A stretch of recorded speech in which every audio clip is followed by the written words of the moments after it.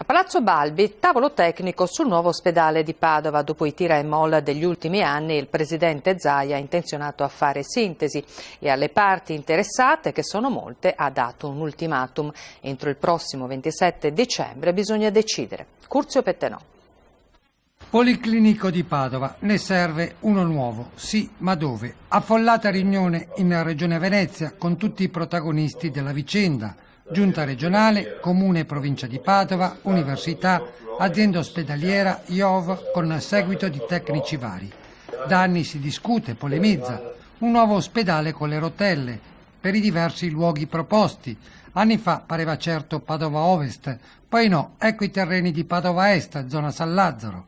Altre idee. E ritorna quella del nuovo sul vecchio, anche se al termine non va al sindaco di Padova presentando un piano planivolumetrico per edifici nuovi nell'attuale sito di via Giustiniani. La provincia ha uno studio per l'area dell'ex ospedale psichiatrico ai Colli di Busegana.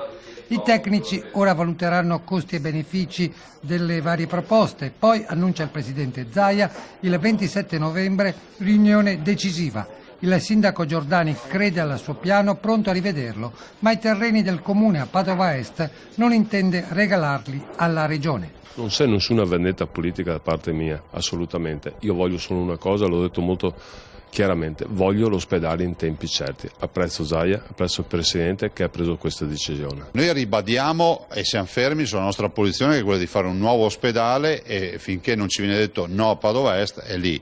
Certo che nel frattempo, in questi giorni, è giusto che si valutino ancora ulteriormente le ultime proposte per poi arrivare a un dato definitivo.